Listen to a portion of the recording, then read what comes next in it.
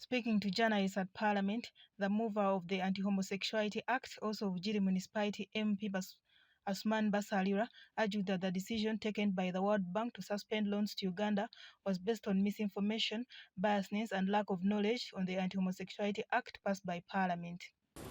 Because by making that statement, the World Bank in effect is expressing lack of knowledge of this law. What does the law state? And I want to invite you colleagues of the media to find time and address your minds to section 14.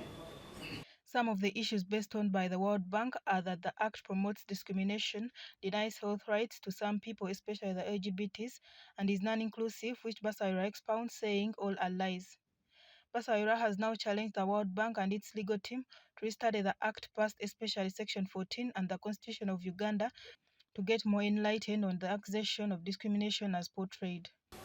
Section 14 of the law does not create an offense arising out of failure to disclose acts of homosexuality. There is no offense.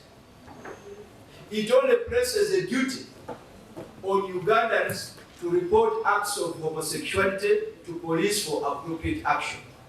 Bufumbira East MP James Nsabawuturo says the World Bank is using Uganda as a yardstick to scare other African nations who are also condemning the LGBT acts. That it's being used as a means to warn other nations.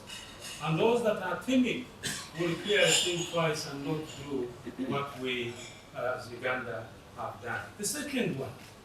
Meanwhile, Toro woman member of parliament Sarah Pendi has asked the World Bank to stick to its core values of supporting economic and social developments and eradicating poverty other than interfering in other countries' social values.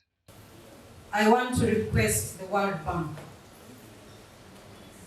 to stick to its core mandate, which is providing long-term economic development and eradicating or reducing poverty from countries. The World Bank did not create human beings. God created human beings, and He created a man and a woman. Last week, the World Bank announced that it would suspend new lending to Uganda in light of the country passing its Anti-Homosexuality Act, which the bank said fundamentally contradicts their values.